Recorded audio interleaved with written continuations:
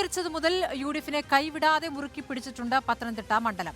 കഴിഞ്ഞ തെരഞ്ഞെടുപ്പിൽ ശക്തമായ ത്രികോണ മത്സരം കണ്ട മണ്ഡലമാണ്.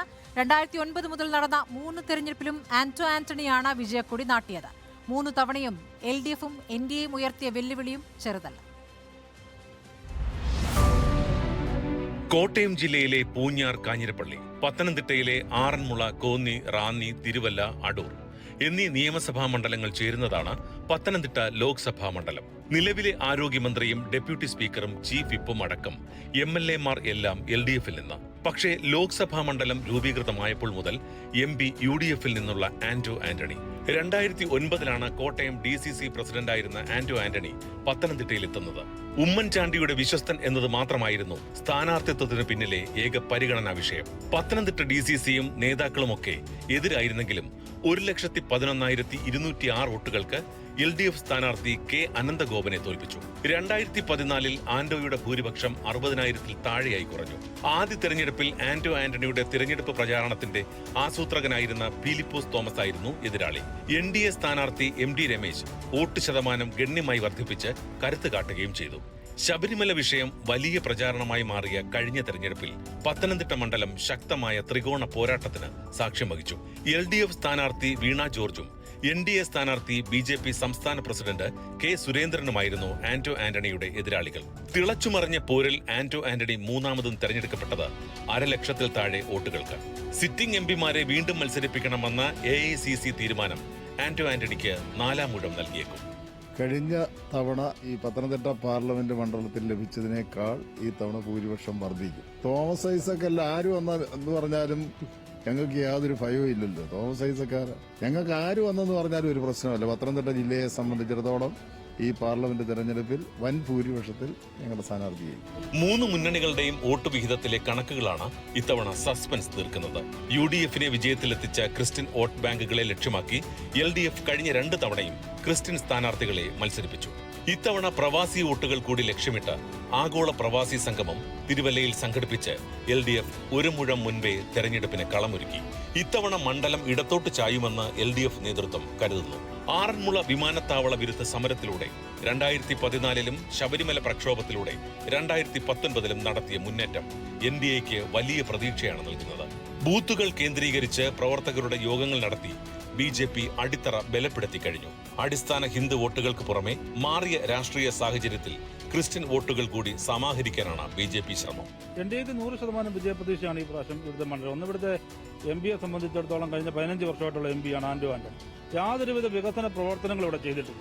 ഇവിടെ എന്തെങ്കിലും ഈ പാർലമെന്റ് മണ്ഡലത്തിൽ ചെയ്തിട്ടുള്ളത് മോദി സർക്കാരാണ്. ഇവിടുത്തെ 20 MPമാരും മോദി സർക്കാരിനെ എതിർത്തിട്ടും ആവശ്യത്തിന് സഹായം കേരളത്തിന് മോദി സർക്കാർ കൊടുക്കുകയാണ്. തീർത്ഥാടനങ്ങളുടെ തലസ്ഥാനം, കർഷകരുടെ നാട്, പ്രവാസികൾ കൂടുതലുള്ള ജില്ല എന്നിങ്ങനെ സവിശേഷതകൾ ഏറെയുണ്ട് ഈ മലയോര മണ്ഡലത്തിന്. 3 മുന്നണികളുടെയും വോട്ട് വിഹിതം ഇത്തവണ വിജയം ആർക്കെന്ന് പ്രവചിക്കാൻ പറ്റാത്ത സ്ഥിതിയിലാക്കി എന്നത് വാസ്തവം.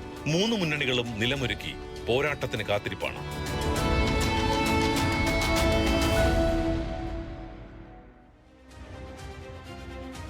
നമ്മൾ ഫെബ്രുവരി 8 വരെയുള്ള സാമ്പിളാണ് ശേഖരിച്ചത്. അതിനുശേഷം സിറ്റിംഗ് MP ആന്റോ ആന്റണി വീണ്ടും മത്സരിക്കുമെന്നുള്ളത് ഏറെക്കുറെ അന്ന് തന്നെ വ്യക്തമായിരുന്നു. പക്ഷേ ഡോക്ടർ TM തോമസ് ഐസക് എന്ന ഒറ്റ പേരിലേക്ക് ഇടതുപക്ഷം ചുരുങ്ങുന്നതും ആ പ്രഖ്യാപനത്തിലേക്ക് എത്തുന്നതും ആ തീരുമാനത്തിലേക്ക് എത്തുന്നതും ഒക്കെ ഇക്കഴിഞ്ഞ ദിവസങ്ങളിലാണ്. അപ്പോൾ സ്ഥാനാർത്ഥികൾ വരുന്നതിന് മുൻപ് ഉണ്ണിസാർ, നമുക്ക് കഴിഞ്ഞ വർഷങ്ങളിലെ ഒരു വോട്ട് വിഹിതം എങ്ങനെയായിരുന്നു എന്നത് നോക്കിയതിനു ശേഷം അതിന്റെ വിശകലനത്തിലേക്ക് പോകാം.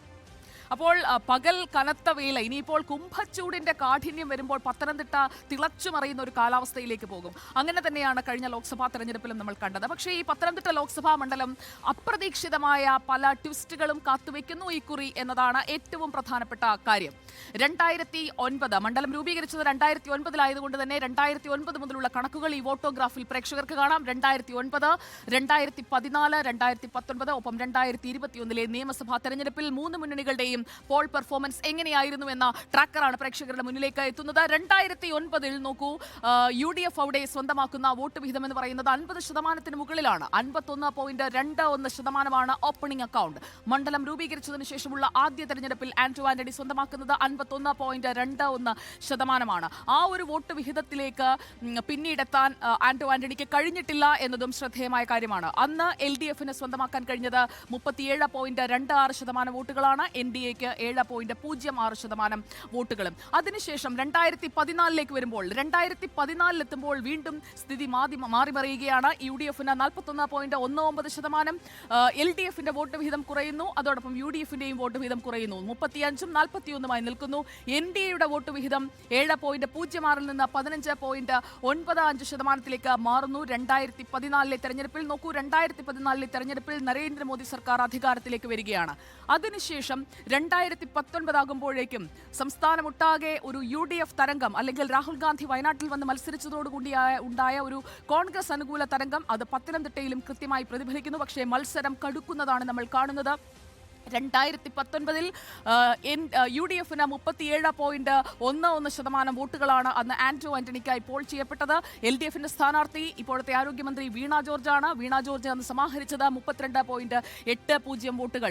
NDAയുടെ സ്ഥാനാർത്ഥി K സുരേന്ദ്രൻ 15.95 നിന്ന് 28.97 ശബരിമല കൂടി ചർച്ചയായ തെരഞ്ഞെടുപ്പിൽ വോട്ട് വിഹിതം ഉയർത്തുന്നതാണ് 2019 നമ്മൾ കാണുന്നത്. പക്ഷേ 2021 നിയമസഭാ തെരഞ്ഞെടുപ്പിലേക്ക് വരുമ്പോൾ UDFന്റെ വോട്ട് വിഹിതം 37 നിന്ന് 35 ചുരുങ്ങുന്നു.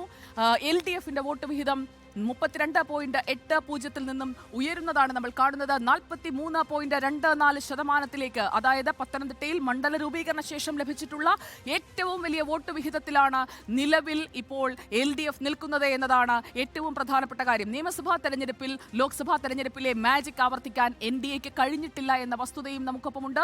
15.83% വോട്ടുകളാണ് 2021 നിയമസഭാ തെരഞ്ഞെടുപ്പിൽ പത്തനംതിട്ട ലോക്സഭാ മണ്ഡലം ഉൾക്കൊള്ളുന്ന 7 നിയമസഭാ മണ്ഡലങ്ങളിലും കൂടി NDAക്ക് സ്വന്തമാക്കാൻ കഴിഞ്ഞത്. ഉണ്ണി സാർ, സ്മൃതി മാഡം, നോക്കൂ, പത്തനംതിട്ടയുടെ ഒരു വോട്ടോഗ്രാഫ് ഇങ്ങനെയാണ്. അതായത് രാഷ്ട്രീയ കാലാവസ്ഥ കുമ്പച്ചൂട് കനക്കുന്നത് പോലെ ഇനിയും മാറാനുള്ള സാഹചര്യം അവിടെ നിലനിൽക്കുന്നു. ഓരോ തവണയും കുറയുന്നുണ്ട്. അതെ, നോക്കൂ സുജയ, ഇപ്പോ 2021 നിയമസഭാ തെരഞ്ഞെടുപ്പ് നമ്മൾ എടുത്താൽ എന്താണ് അവിടെ ആ പത്തനംതിട്ട ലോക്സഭാ മണ്ഡലം മുന്നോട്ട് വെക്കുന്ന ചിത്രം? അത് സമ്പൂർണ്ണമായും LDFന്റെ ആധിപത്യമാണ്. ആകെ 7 മണ്ഡലങ്ങളാണുള്ളത്. കാഞ്ഞിരപ്പള്ളി, പൂഞ്ഞാർ, തിരുവല്ല, റാന്നി, ആറന്മുള, കോന്നി, അടൂർ, 7 മണ്ഡലങ്ങൾ. ഈ 7 മണ്ഡലങ്ങളിൽ 3 മണ്ഡലങ്ങൾ കേരള കോൺഗ്രസ് എമ്മിന്റെ കയ്യിലാണ്. CPMന്റെ കയ്യിൽ 2 മണ്ഡലങ്ങളുണ്ട്, ആറന്മുളയും കോന്നിയും. CPIക്ക് 1 മണ്ഡലമുണ്ട്, അത് അടൂരാണ്. തിരുവല്ല JDSനാണ്. നോക്കൂ, LDFനാണ് എല്ലാ MLAമാരും ഉള്ളത്. 7 MLAമാരെയും വിജയിപ്പിച്ച പത്തനംതിട്ട ലോക്സഭാ മണ്ഡലം 2021 കാണിക്കുന്ന ചിത്രം എന്ന് പറയുന്നത് LDFന്റെ കോട്ട എന്ന് നമുക്ക് പറയാവുന്ന ഒരു മണ്ഡലമാണ്. അവിടെ എന്ത് സംഭവിക്കാനിരിക്കുന്നു 2024 എന്നുള്ളതാണ് നമ്മുടെ ചോദ്യം. തീർച്ചയായും ഇത്രയും ഒരു രാഷ്ട്രീയ കാലാവസ്ഥ മാറി നിൽക്കുന്ന, അല്ലെങ്കിൽ കഴിഞ്ഞ തവണ നമ്മൾ കണ്ടതിനേക്കാളും വലിയ രീതിയിൽ ഒരു പെർഫോമൻസ് 3 മുന്നണികൾക്കും കാഴ്ചവെക്കേണ്ടിയിരിക്കുന്നു. എങ്ങോട്ടും നേരത്തെ ആന്റോ ആന്റണിയുടെ ഭൂരിപക്ഷം 2009 1 ലക്ഷത്തിൽ പരമായിരുന്നു. അതിനുശേഷം ഓരോ തെരഞ്ഞെടുപ്പിലും, ഓരോ ലോക്സഭാ തെരഞ്ഞെടുപ്പിലും ഭൂരിപക്ഷം കുറഞ്ഞു വരുന്ന ചിത്രമാണ് കണ്ടിട്ടുള്ളത്. പിന്നീട് വന്ന സ്ഥാനാർത്ഥികൾ ആദ്യം അനന്തഗോപനായിരുന്നു, പിന്നെ കോൺഗ്രസിൽ നിന്ന് വന്ന ഫിലിപ്പോസ് തോമസായി, പിന്നെ ജോർജായി. എല്ലാ ട്രിക്കും അറിയാവുന്ന ഒപ്പമുണ്ടായിരുന്നു. അതെ. അപ്പോൾ ഓരോ തവണയും ഭൂരിപക്ഷം കുറയുന്നു. ഇപ്പോൾ നോക്കൂ, തോമസ് ഐസക് എന്ന പേര് കൂടി വരുന്നതിന് മുമ്പാണ് നമ്മളിപ്പോൾ സർവേ നടത്തിയിരിക്കുന്നത്. തോമസ് ഐസക് പ്രവാസികളുടെ പരിപാടിയൊക്കെ ആയിട്ട് തിരുവല്ലയിലും എല്ലാ സൂചന ചിലപ്പോൾ അവിടുത്തെ ജനങ്ങൾക്കുണ്ടായിരിക്കാം. അങ്ങനെയെങ്കിൽ അതുകൂടി പ്രതിഫലിച്ചു എന്ന് വേണം കരുതാൻ. ഈ നേരത്തെ സ്മൃതി സൂചിപ്പിച്ചതുപോലെ പത്തനംതിട്ടയിൽ ആദ്യം ഈ മണ്ഡലം രൂപീകരിക്കുന്നത് 2009. അപ്പോൾ തന്നെ ആന്റോ ആന്റണിക്ക് അനുകൂലമായ ജനവിധി. അത് എത്ര ശതമാനമാണ്? 51%. കറക്റ്റ്. അത് കഴിഞ്ഞാൽ പിന്നെ അടുത്ത 2014 വരുമ്പോൾ 10% കുറയുന്നു, 41%. അതിനുശേഷം 2019 വരുമ്പോൾ 37.11%. അപ്പോൾ ആ ഗ്രാഫ് താഴത്തേക്കാണ്. പക്ഷേ അപ്പോഴും നമ്മൾ ശ്രദ്ധിക്കേണ്ട ഒരു കാര്യം, അവിടെ 40% ക്രിസ്ത്യൻ ജനവിഭാഗങ്ങളുണ്ട് എന്നുള്ളതാണ്. ആ ക്രിസ്ത്യൻ വോട്ട് ബാങ്ക് എന്ന് പറയുന്നത് എപ്പോഴും ആന്റോ ആന്റണിയെ പിന്തുണച്ചിരുന്നു എന്നുള്ളൊരു ഘടകം അവിടെ വളരെ പ്രധാനമാണ്. അവിടേക്കാണ് TM തോമസ് ഐസക് വരുന്നത്. അതുപോലെ തന്നെ അവിടെ നിന്ന് വീണ ജോർജ് എന്ന് പറയുന്നൊരു മന്ത്രിയുണ്ട്. ആ അർത്ഥത്തിൽ എങ്ങനെയാണ് ആ ബ്ലോക്കിലേക്ക് ഈ മുന്നണികളിൽ ഇടതുപക്ഷത്തിന് കടന്നു കയറാൻ കഴിയുക? അത് തന്നെയായിരിക്കും ഇപ്രാവശ്യം ഏറ്റവും പ്രധാനമായി വരിക.